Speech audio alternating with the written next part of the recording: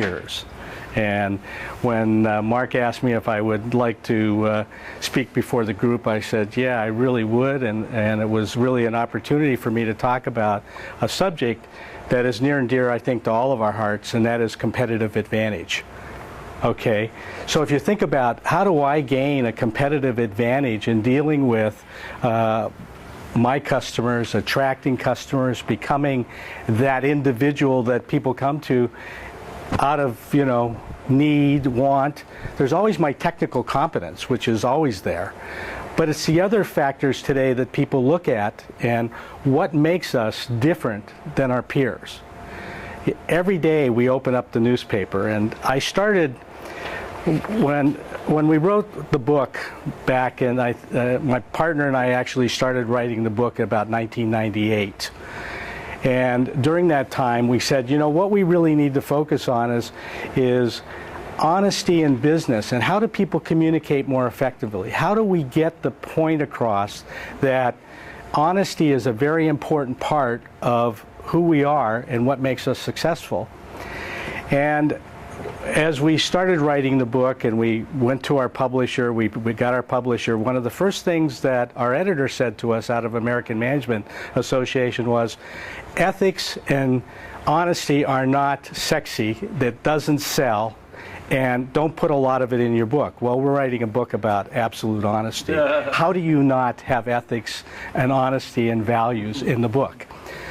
About 6 weeks later, Enron, WorldCom, all of those hit the newspapers and things started rolling.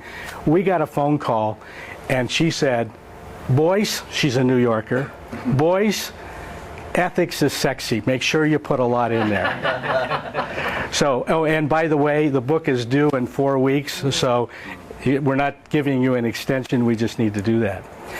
So I started thinking, as I got into the consulting part, how can I help my peers? And one of the ways we can do that is really start you thinking about what is it that gives me an advantage? Because every day we open the newspaper, and what do we see?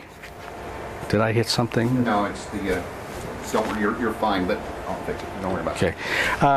Okay. Is we find something that says, Madoff's gone Ponzi, go on. They go on, and they go on, and they go on. We have sports figures. This was Jim Tressel last fall, and who did we just have recently? Sandusky. Pardon? Oh, Sandusky. Yes. Well, Sandusky, and who else? There was a new one, rides motorcycles and pays $20,000 to hire, somebody. Yeah. Pardon? Petrino. Yeah. Petrino. Examples every day pop up, and every day we have to look at it. Why wasn't it our fault, really?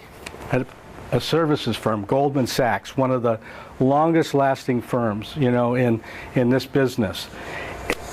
One of my, if you read the book, our poster child for credo and a code of ethics and a code of values was Johnson & Johnson. The last 3 years for Johnson & Johnson has been a disaster of cover-up, bad products, tainted products, and I can go on and on and on. So as consultants, we really have to think about our competitive advantage and how important honesty is when we're dealing with our clients. Okay? Okay. I love quotes. And when you tear it all away, and when we talk, what we're going to be focusing on today is you, okay? And in this quote, the good I stand on is my truth and honesty. When you're dealing with clients, when you're dealing with others, it's your honesty, it's your values, it's what you do that's really important. One of the things I ask you is, why does a consultant need to be worried about honesty? How does it impact your relationships? Who would like to, you're all consultants. Steve. You expect your clients to believe you and value what you say. Okay. If they don't value you, they're not going to value anything that you say. That's right. So in order to create that value, they have to have the trust in you that you're going to what? Do the right thing. Do the right thing and deliver what you say. So for us as consultants, it's absolutely critical, and especially all of us that are small business owners, we have to establish credibility and honesty right away. So thinking about it and why it's important is absolutely the key component. Now what happens, now I don't want the lawyers to answer this question, okay? What happens when... Recused from honesty. Yeah, exactly. You're excused. You know, how are you impacted if one of your... How many of you have employees or associates? Okay. You know, Kim, let me ask you a question. What happens if one of your employees screws up and does something unethical? How does it reflect? Oh, it undermines your reputation. It had nothing to do with you. Might as well be you. It might as well be you. Yeah, absolutely. So what's important to us as individuals is also important to us as what? Our firm. Our firm. The way we do it. Our culture. Who we are. How we set our values. How we react. All very critical. And because our clients look at us as how are we conducting business? How do we interact with them? Do we deliver what we say we're going to deliver? Okay?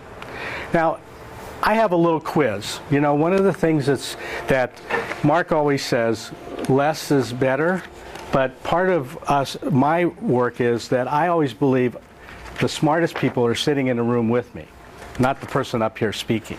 So I have a little quiz, and what I'd like you to do is I'd like you to team up, and I'd like you to look at the first question and activity and come up with an answer. And it's really a very simple one. How would you respond concerning this request? What would be the reason for your response?